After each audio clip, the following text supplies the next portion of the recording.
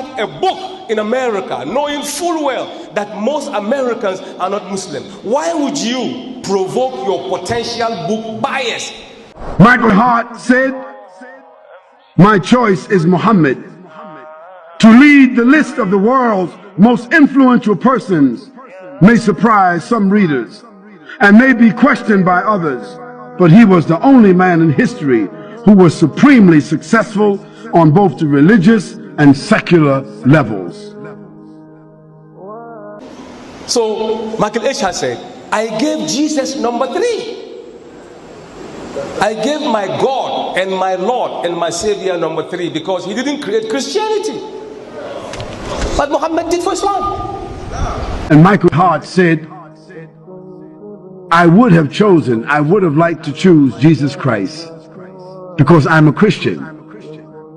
But there were several categories that honestly I could not choose him. Because Jesus Christ was not a father. Muhammad, he was. Jesus Christ was not a husband. Muhammad, he was.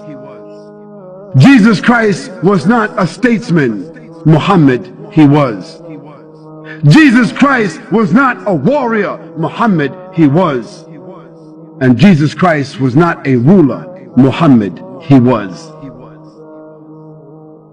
And so Michael Hart and his other collaborators, they said, the greatest human being that has impacted history and all annals of documented history, it had to be Muhammad sallallahu alaihi wasallam. And that statement you will find it in the archives of the Time magazine, of the New York Times, the magazine they put out. It's in their archives. You can read it. And in some of the bookstores here in Australia, other places, or you can go on the website and put in Michael Hart, and you will get a website. Put it into Google, and you'll get it. And you'll see the evidence there. He said, Muhammad did Islam single-handedly. Within 23 years, history have never recorded such a wonderful, unbelievable success in the life of an individual. He said Muhammad is the most transparent. He's the only human being that we know when he was born, how he was born, where he was born, whatever he said, everything. He's the most documented human being on the face of the earth. This was a man in this world, but always thinking about the hereafter, because Allah sent to him the ayah, Al-akhiratu khayrun wa abqa. The akhirah is better for you and for everyone else than what is present. His message was to call humanity to the worshiping of the Creator and to destroy all kinds of injustice in the earth and to establish a character, a paradigm of human conduct for the human beings to follow.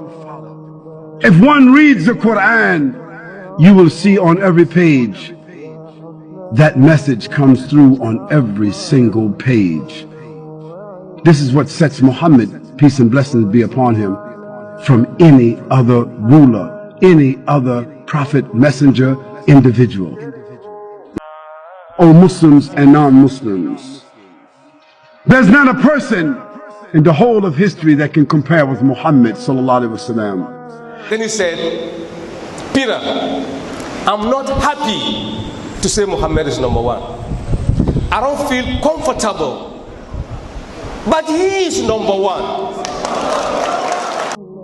Billions of Muslims all over the world throughout the last 1400 years have accepted the religious teachings of Muhammad sallallahu alaihi wasallam. And illiterate, often brought up in the harsh desert climate of Arabia, transformed a backward society into a great civilization. He was the only leader who realized his vision in his own life. He was born in Mecca as an orphan. He was raised in Mecca.